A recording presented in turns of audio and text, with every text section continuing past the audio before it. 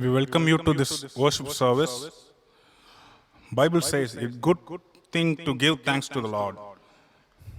We, let's thank God for His abundance of mercy, love, and care on us.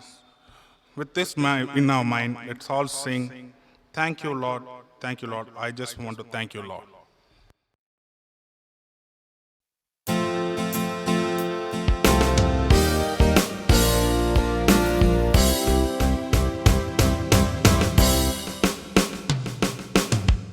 I come before you today, and there's just one thing that I want to say. Thank you, Lord. Thank you, Lord, for all you've given to me, for all the blessings that I cannot see.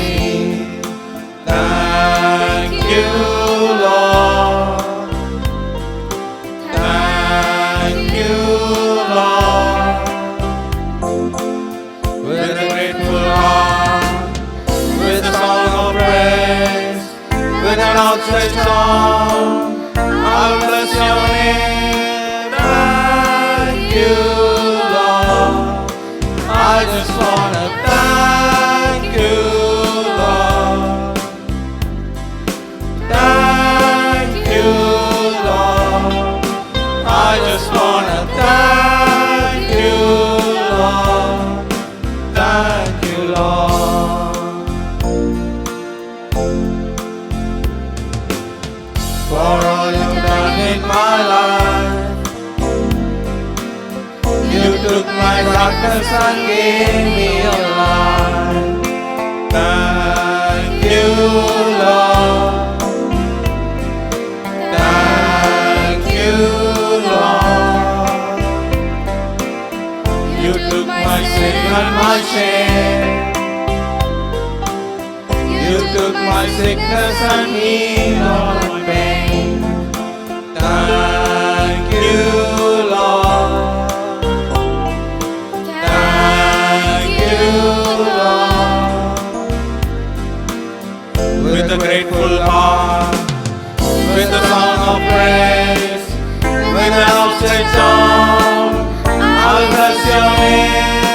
Thank you, Lord. I just wanna thank you, Lord. Thank you, Lord. I just wanna thank you, Lord. Thank you, Lord. Thank you, Lord. Thank you, Lord.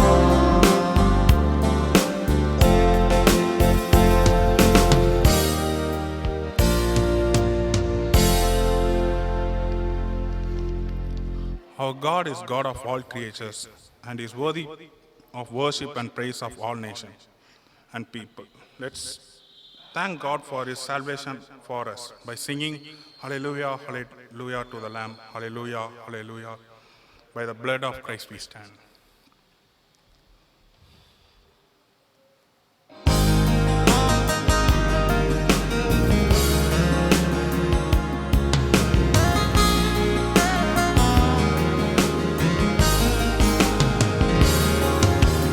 Lord, we stand in the midst of a multitude of those from every tribe and tongue.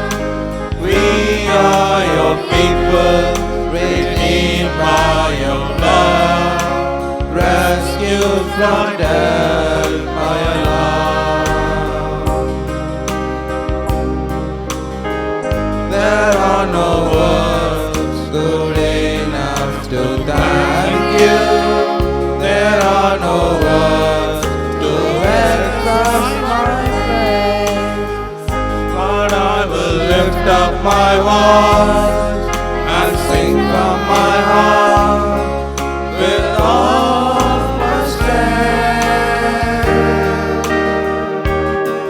Hallelujah, hallelujah, Hallelujah to the Lamb. Hallelujah, hallelujah. By the blood of Christ we stand. Every tongue, every tribe, every people, every land, giving glory, giving honor, giving praise unto the Lamb of God.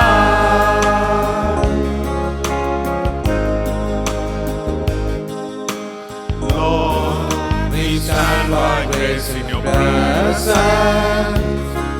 We blessed by the blood of the Lamb. We are your children, called by your name. Humbly we bow and we pray. Release your power to work in us and through us, till we are changed to be more like you. Then all the nations will see your glory revealed and worship you. Hallelujah, hallelujah, hallelujah to the Lamb. Hallelujah, hallelujah. By the blood of Christ we stand. Every tongue, every tribe, every people, every land, giving glory, giving honor, giving praise unto the Lamb of God. Hallelujah, hallelujah, hallelujah to the Lamb. Hallelujah, hallelujah. By the blood of Christ we stand. Every tongue, every tribe, every people, every land, giving glory, giving honor, giving praise unto the Lamb of God. Giving praise unto the Lamb of God. Giving praise unto the Lamb of God.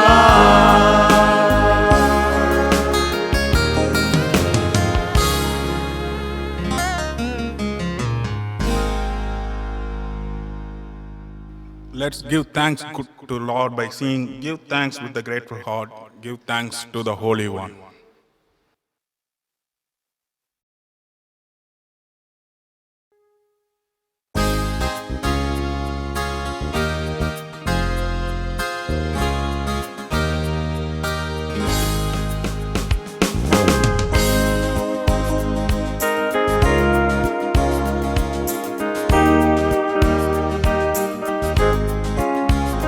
Give thanks with a grateful heart. Give thanks to the Holy One. Give thanks because He's given Jesus Christ His Son. Give thanks with a grateful heart. Give thanks to the Holy One.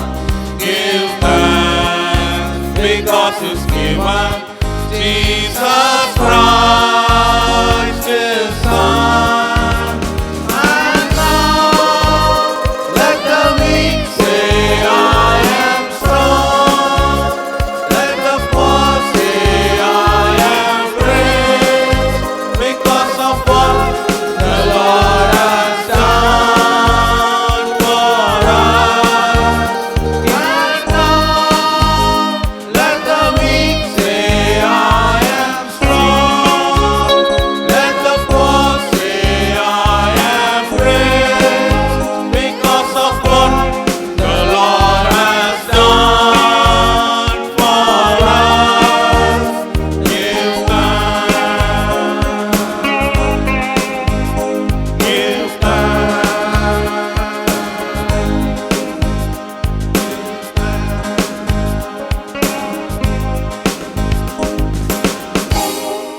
As a prayer chorus, let's all sing, Lord, make me an instrument of worship.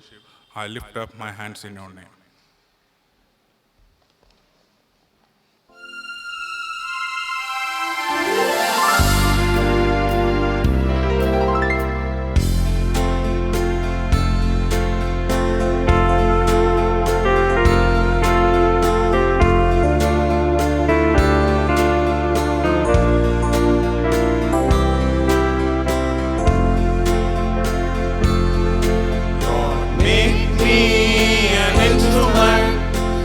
instrument of worship.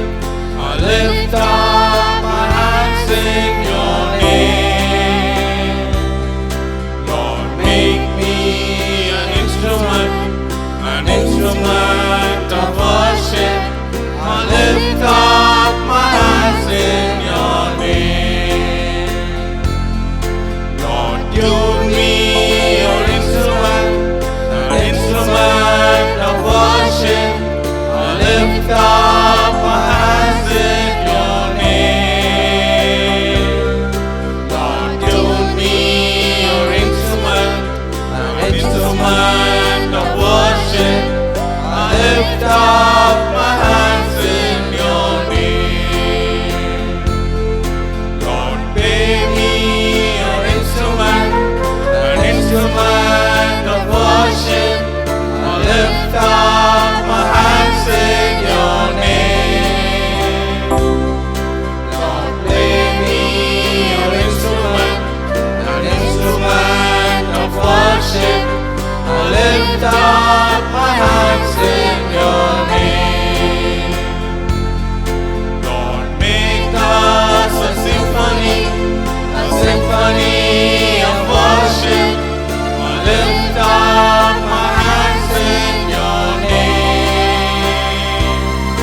Lord, make us a symphony of worship. I lift up my hands in your name.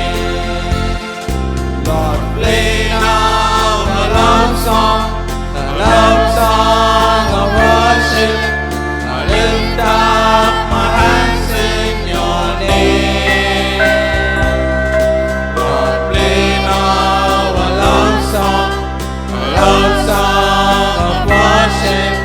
I lift up my hands in your name.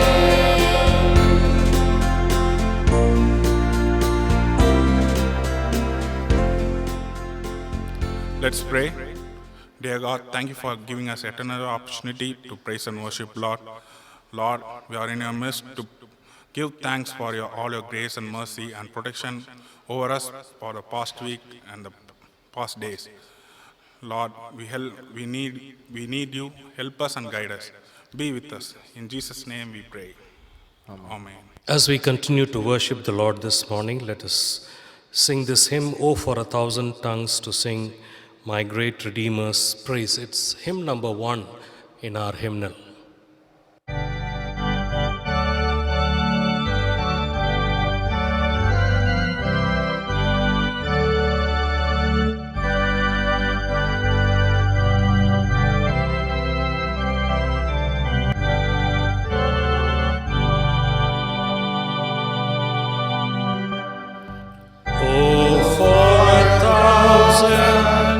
To sing my great Redeemer's praise, the glories of my God and King, the triumphs of His grace.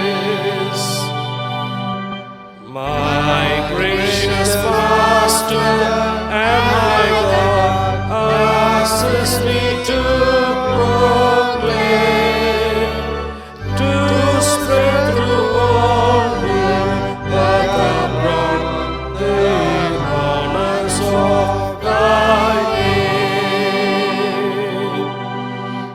Jesus, the name that charms our fears and bids our sorrows cease, diffusing in the sinner's ears 'tis life and health and peace. He breaks the power of cancer's sin, He sets the prisoner free. His blood can make the foulest clean, His blood avail for me.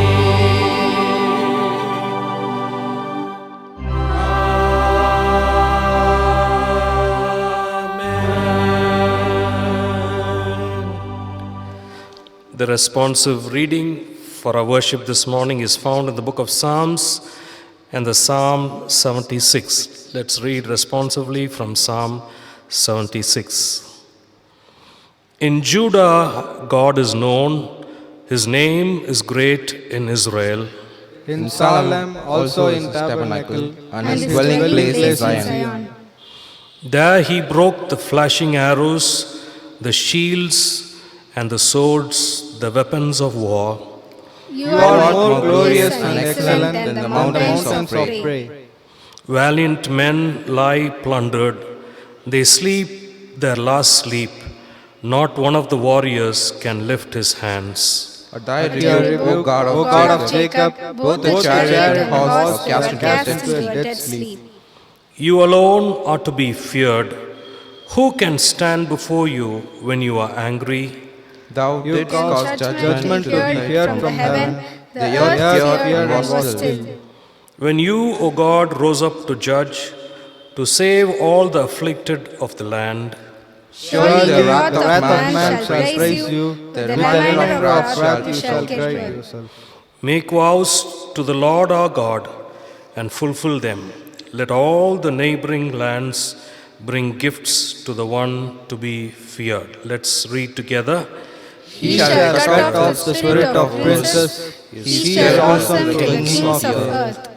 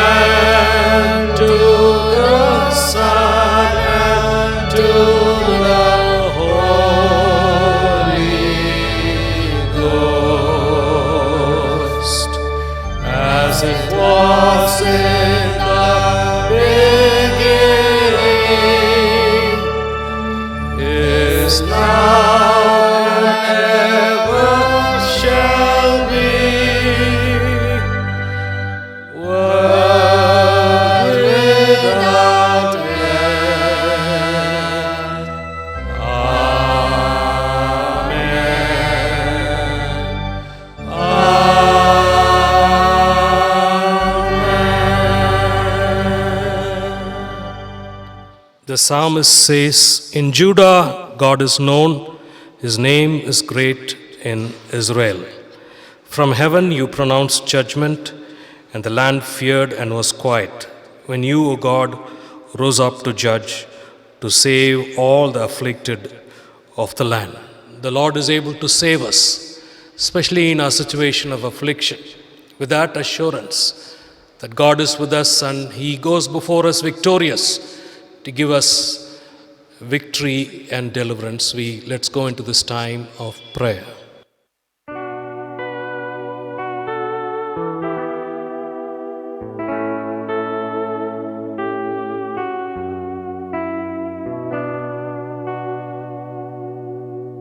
You are my hiding place. You always fill my heart with songs of deliverance. Whenever I am afraid, I will trust in you. I will trust in you. Let the weak say, I am strong in the strength of my God. I will trust in you. I will trust in you. Let the weak say, I am strong in the strength of my God. I will trust in you. Almighty God, our Heavenly Father, we come into your holy presence simply trusting you. You are the same yesterday, today, and forever.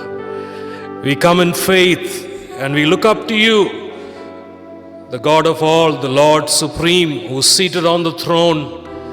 And we bow down and worship you. We join the angels in worshiping you by saying, Holy, holy, holy is the Lord, God of hosts.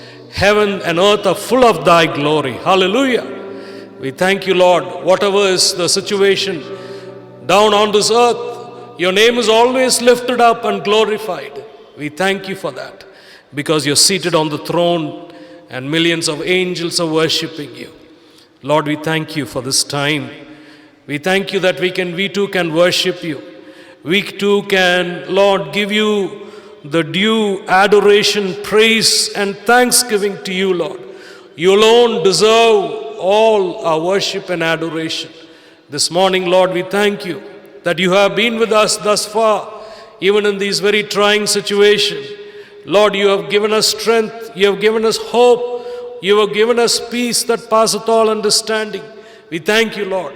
And we continue to look up to you, O God, to bless your church, to bless the families of the church, to bless our children, young people. We ask for the blessing of God upon the ministry of the church, even though we are online. O God, may the holy anointing of the Spirit of God be upon us, O God. Lord, bless our team, bless us pastors, bless, Lord, each and every one of us. Thank you, Lord, that you are blessing us and using us for your glory. Even this morning, as God's people wait in your presence, O God, speak to them.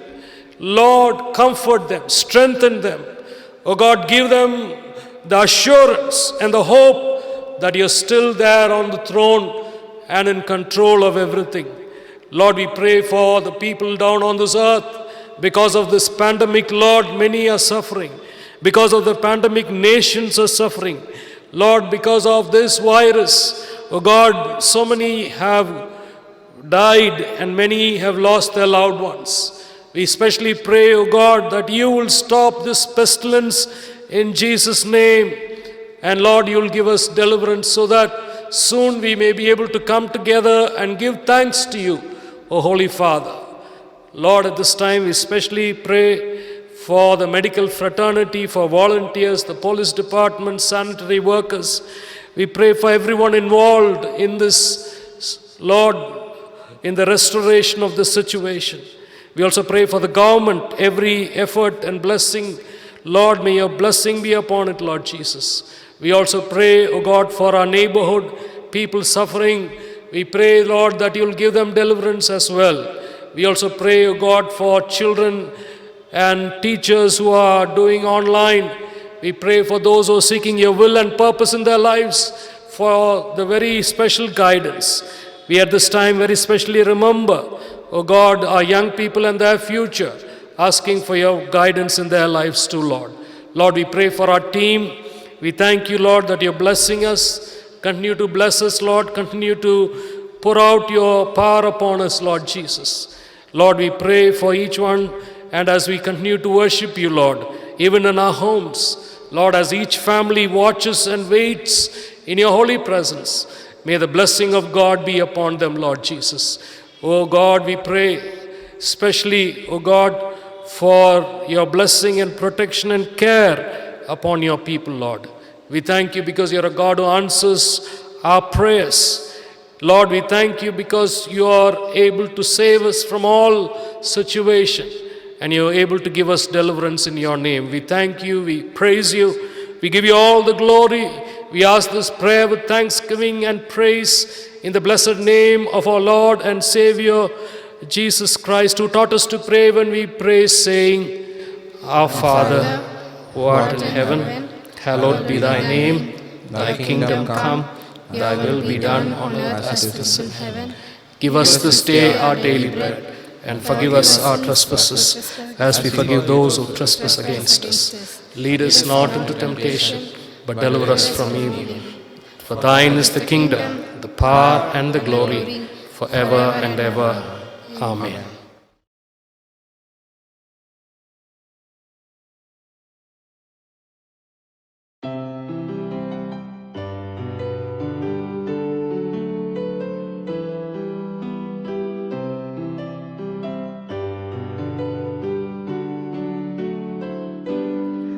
Bless the Lord, oh my soul, oh my soul. Worship His holy name.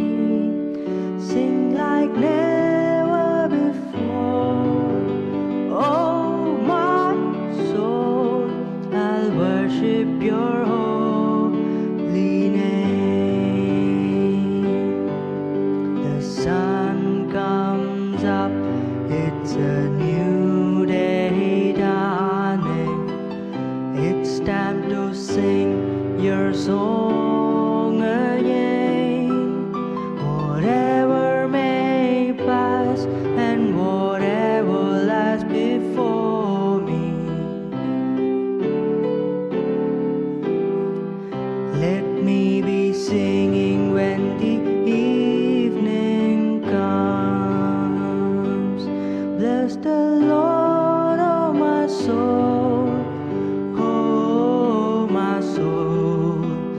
Worship His holy name. Sing like never before. Oh my soul, I'll worship Your holy name. You're rich in love and You're slow to anger. Your name is great and Your heart is kind. For all Your goodness I will keep on singing. 10,000 reasons for my heart to find. Bless the Lord, oh my soul, oh my soul. Worship His holy name. Sing like never before. Oh my soul, I'll worship Your holy name. And on that day when my strength is failing, the end draws near and my time has come, still my soul will sing Your praise unending.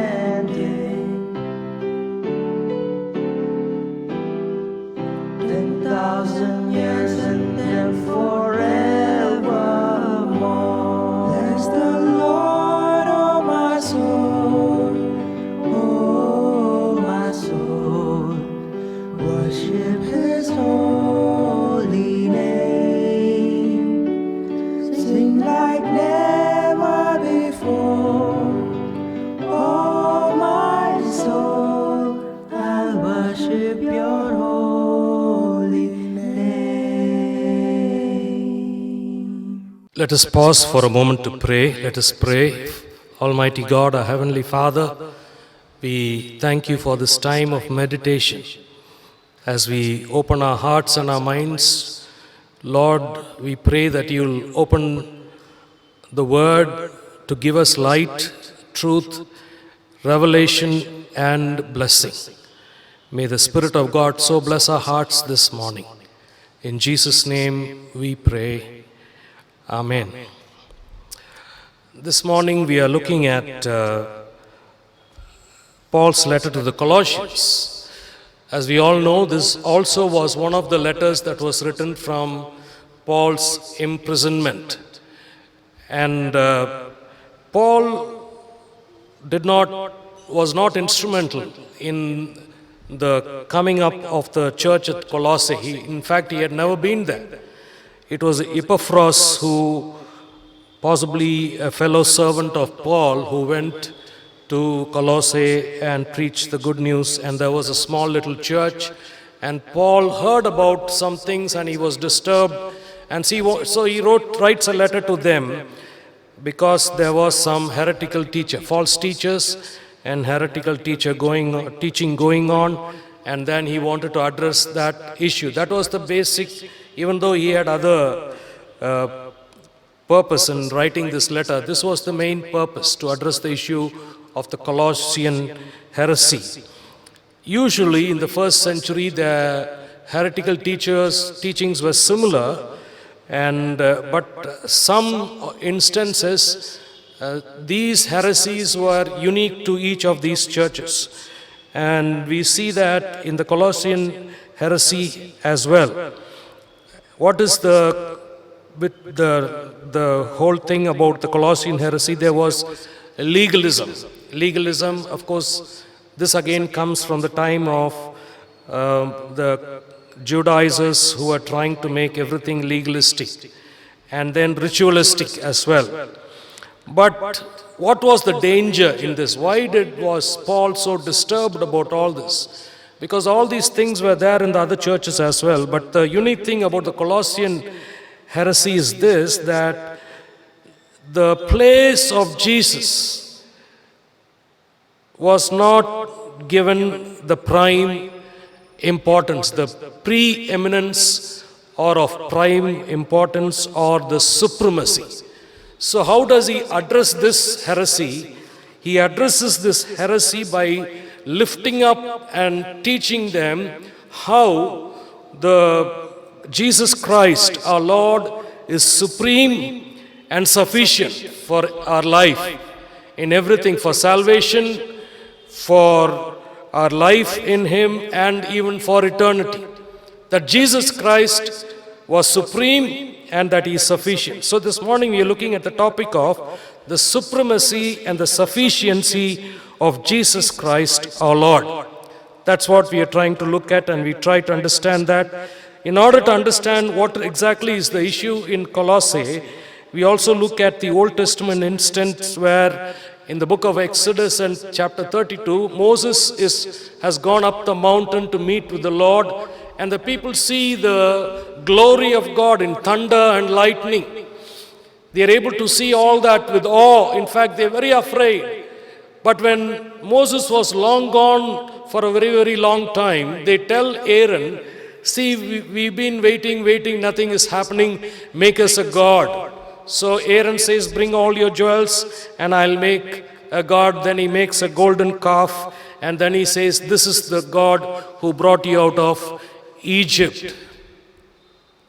Now somehow for us as human beings, we want something tangible, not beyond our understanding or comprehension. We want something that we can look at and take that as our security in life.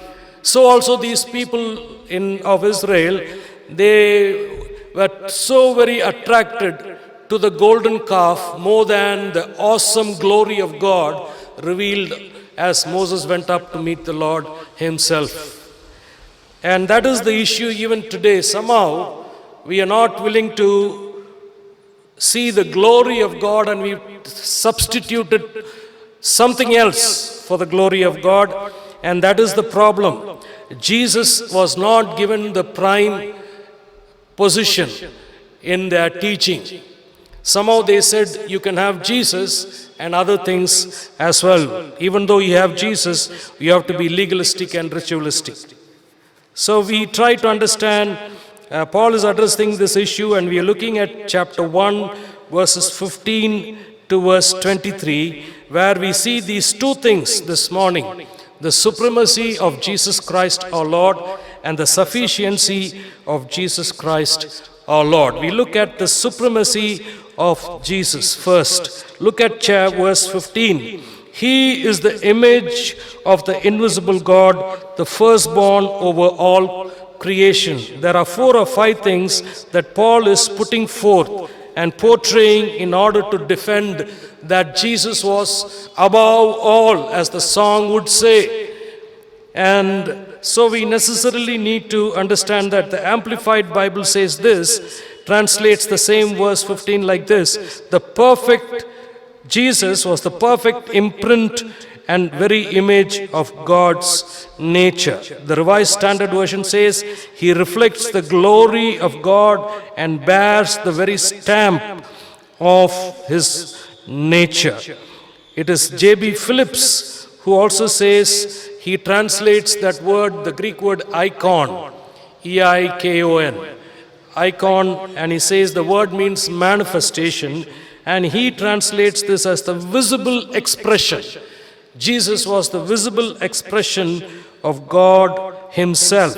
So, the first thing that in order to understand that Jesus was supreme, is to know that he was the very image of the invisible God. And that's why in John chapter 14, Philip is asking Jesus, Jesus, show us the Father.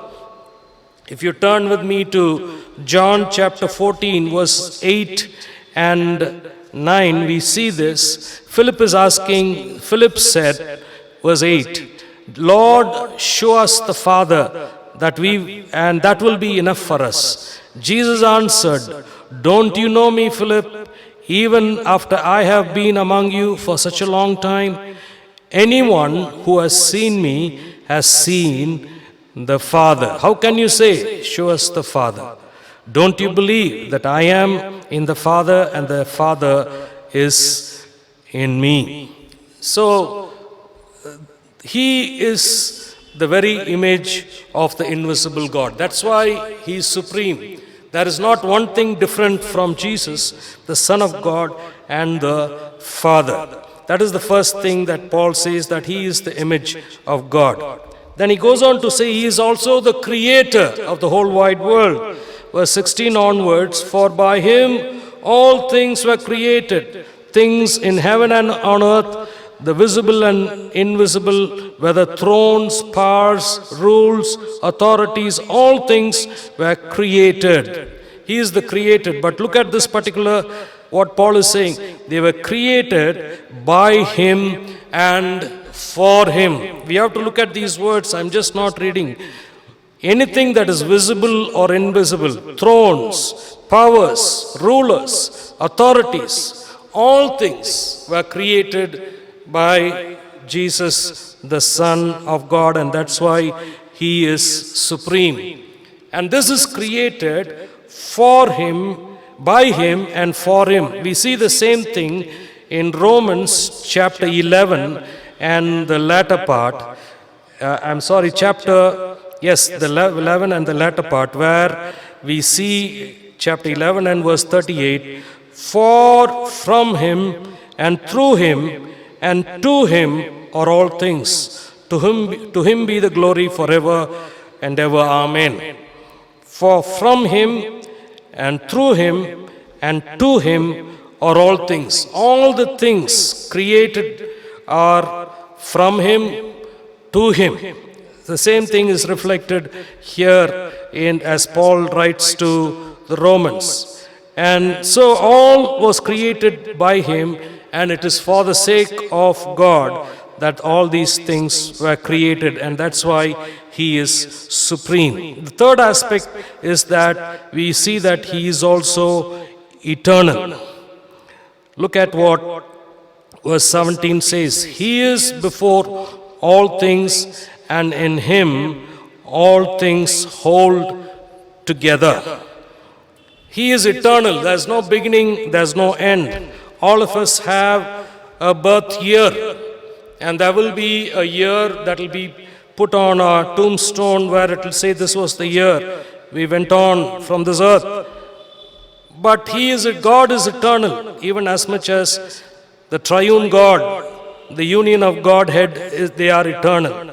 So here also, Jesus is supreme because he is eternal. But that is not the main thing here. Even though he lives from eternity to eternity, the main thing here is this little phrase, and in him all things hold together. In him all things hold together. I believe this is one of the main reasons why Paul was addressing the Colossian heresy. And he said, because God is eternal, Jesus is eternal and supreme, and he is the creator, he holds everything. When we were in school, our physics teacher was teaching us gravitational force. Then he was trying to explain how all these planets, they have this rotational path in which they go. It's because of the overall gravitational force that exists between the sun and the planets in the galaxy. And that's why they are maintaining a certain path year after year, month after month, and day after day. And so also, if what God created as a gravitational force can bring so much of control and uniformity and order, Paul was trying to explain everything, just not the physical existence, the heavenly, the spiritual, just emotional, just about everything. In Him, all things hold together. There's a network of things in this whole wide world. Millions of people are living in this world. Millions of leaders, authorities, powers are all there. And then there is a network of things. And in that network of things, my life is there somewhere. And God is in control of that. If you and I can imagine that particular reality, just imagine the whole situation of our pandemic. And sometimes we think somehow God is not in control. And Paul was telling the Colossians, it is because God exists, everything exists. And it is because He is the supreme God that He holds everything together. Nothing will go out of order unless God allows that to happen in this world. And somewhere in that whole network of things, your life is there, my life is there, the life of the ministry of the church, St. John's Methodist Church is there, the ministry of the Methodist Church, of the administrative system, of the world, the whole thing is there in that whole network, and God is holding all that together by His eternal will and purpose. And that's why we need not be afraid of what happens in this world, because He is still on the throne. Paul also says that Jesus Christ is the head of the church. Look at what in verse 18. And He, Jesus Christ, is the head of the body, the church. He is the beginning and the firstborn from among the dead, so that in everything He might have the supremacy. Paul says that Jesus Christ Himself is the head of the church. That's why when he was speaking to Peter, he said, "You are Peter the rock, on this rock I will build my church, and the gates of hell shall not prevail against it." Hallelujah. That's the Lord who said that, who also is the head of the church. Pastors are given responsibilities to preach, to teach, and to administer. But Jesus Christ Himself is the head of the church. We surrender, we submit to the headship of Jesus. And it's because of that God takes and uses us for His purposes. And that's what Paul is telling. He is saying Jesus is also the head of the church. And in relation to that, this is what Paul is, so that in everything He might have the supremacy. Now, God's main agenda, as you and I would understand, is this, is the kingdom of God. And the church is the instrument to build the kingdom of God. And that's why Paul was writing and saying, in relation, as He being the head, He will be supreme, because ultimately it will be the church that will reign victorious at the end. Even though the church is persecuted and suffering in these last times, at the end of everything, it will be the church that will stand victorious and will reign along with God. Hallelujah. And so, the first aspect that Paul was talking about there is about the supremacy of Jesus Christ our Lord. Secondly, from verses 19 onwards to 23, it talks about the sufficiency of Jesus Christ our Lord. The sufficiency of Jesus Christ our Lord. The first aspect in that Paul would say, when he's talking about the sufficiency in verse 19 is, for God was pleased to have all his fullness dwell in him. The fullness of God dwells in Jesus Christ. That is the thing, that is the first and of prime importance in our understanding when we think about sufficiency. Whatever God the Father was in heaven, Jesus was down here on the earth and continues to be even as he is seated on the right side of the Father. And so, in all this, that he was the complete image of God, everything in fullness, nothing, no percentage of Godhead was lacking in Jesus Christ. And that's why Paul would say God was pleased to have all his fullness dwell in him. And he goes on to say in verse 20, and through him to reconcile to himself all things, whether things on earth, things on heaven, by making peace through his blood shed on the cross. Jesus Christ is sufficient for us because he is the perfect and full image of who God is. As Philip, if we ask, Lord, show us the Father, and Jesus would say, if you know me, you know God the Father. So nothing different about it. But here, Jesus is sufficient because he is everything to us. And because he is everything to us, what are the things that he gives us? Look at what Paul was saying.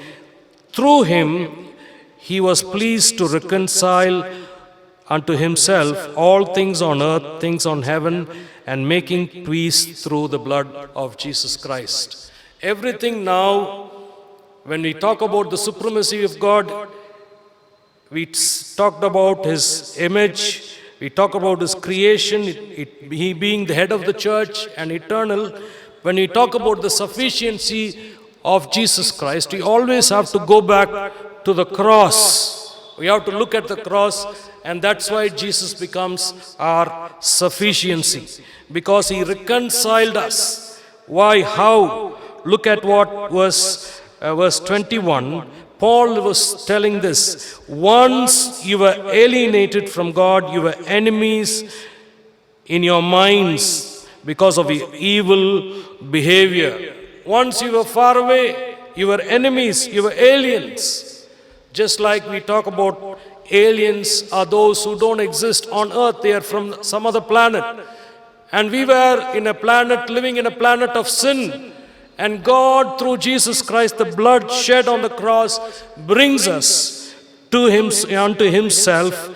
And that's why Jesus is sufficient for us.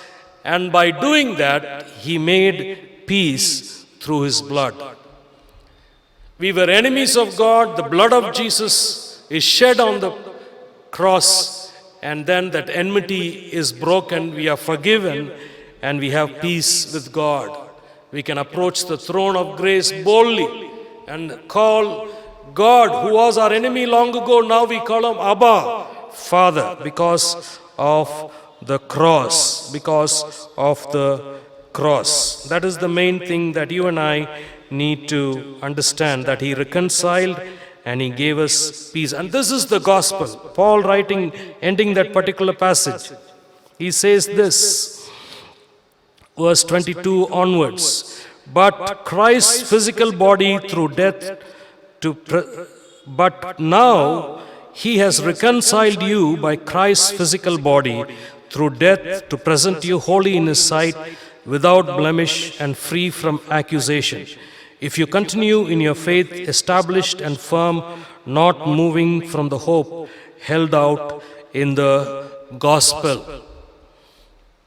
Jesus Christ is sufficient because He, Jesus, is the gospel. He is the reason for the gospel. He gives us good news that we can be saved from our sins and be God's people, God's children, and we can find complete sufficiency in Him. That is the gospel. So Jesus becomes the gospel, and that's the main thing that you and I need to understand. And Paul says, this is the gospel which is preached unto every creature under heaven, and for which I too am a servant. But what is the purpose? Let's not forget that. Verse 23, 22 again. But now He has reconciled you by Christ's physical body through death. What is the purpose? This is the purpose. To present you holy in His sight, without blemish and free from accusation. What is the purpose of the supremacy and the sufficiency of Jesus in our lives? So that someday, as the Spirit of God continues to do the good work in us, God would make us holy just like He is holy. As He gave that commandment to His people in the Old Testament, be holy for I am holy. And God, that's the purpose for which the Spirit of God is given to us, so that we can become more and more and more drawn closer to Him, so that we too can be holy without blemish and free from accusation. Paul, writing to the Romans in the 8th chapter, he asks, who can accuse? It is Jesus who has died. He pleads for you on your behalf before the Father. Nobody can accuse you. Nobody can cause any blemish unless we ourselves choose to go the other way. But God, who has begun the good work, He continues to fulfill His purpose in our lives. Jesus Christ is supreme, and He is also sufficient. Whatever else, we do not need anything. We don't need legalism, ritualism. We don't need Jesus Christ plus something. That is the Colossian heresy. Today too, people will say, you can have Jesus and plus this. There is no plus. God is complete. He is supreme. He is sufficient. He is our sufficiency. Hallelujah. Let's look to God in prayer. Father, we thank You because You are the supreme being, and You are supreme above everything else. And because You are supreme, You also are sufficient for our faith, for our life, for our eternity. Whatever it is, Lord, for even our all life circumstances, You are sufficient for us. And we thank You, Lord. We praise You. In Jesus' name we pray. Amen. Dear friends, we want to thank you for your continued support, both by your prayers and your giving.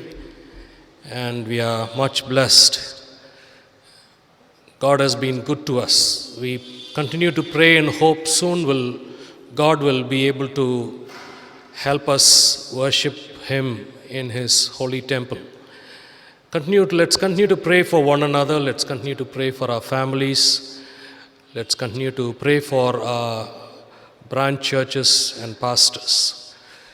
As we sing this closing hymn, as usual, we will take an offering.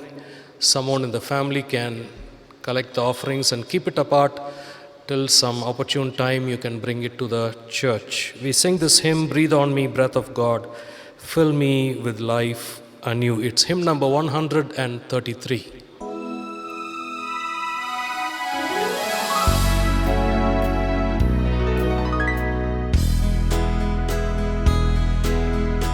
Breathe on me, breath of God, fill me with life anew,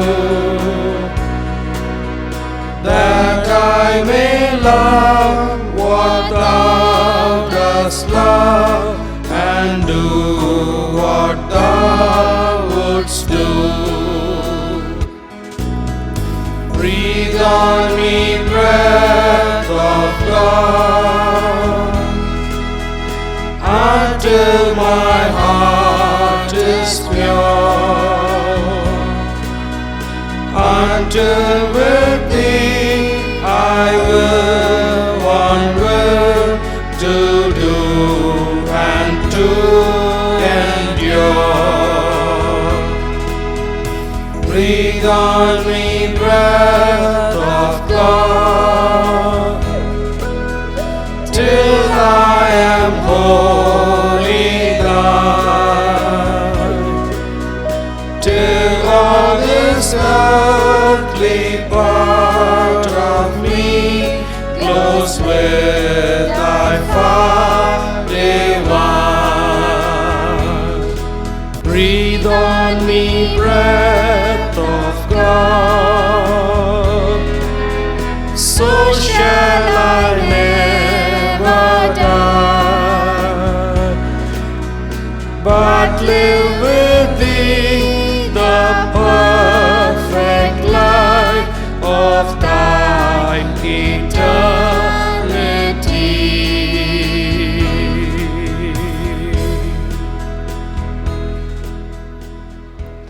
As we pray for these offerings, let's also pray for those who are celebrating their birthdays and wedding anniversaries. Birthdays: Mrs. Vanaja Raja,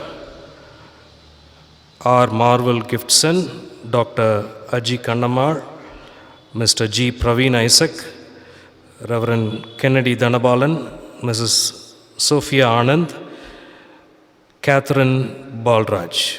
Wedding anniversaries: Mr. and Mrs. P. David, Mr. and Mrs. R. Rajshekharan, Mr. and Mrs. P. Leslie Rajkumar, Mr. and Mrs. David Mageshwaran. Let us look to God in prayer. Almighty God, our Heavenly Father, we thank and praise you for this time of worship. We thank you for the word that has come to us. We thank you, Lord, that we can pray even through the song, Breathe on Us, Breath of God. Lord, fill us, Lord, with your power. Fill us with your strength. Fill us with your wisdom, Lord Jesus.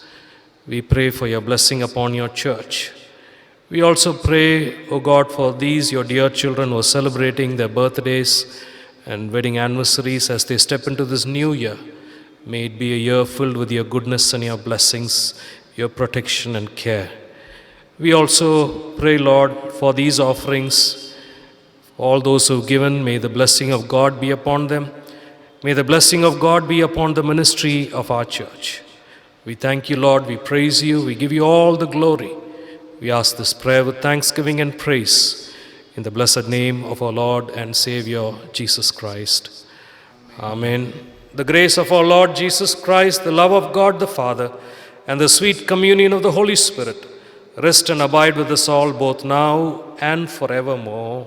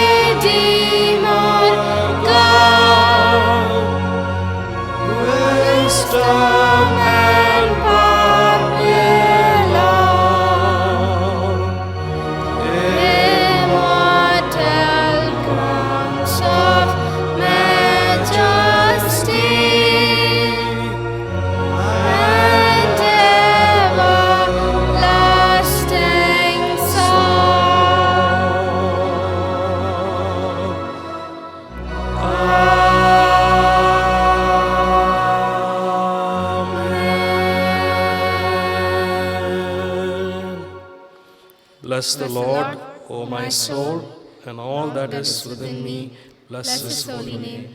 Bless the Lord, O my soul, and forget not all his benefits. Amen.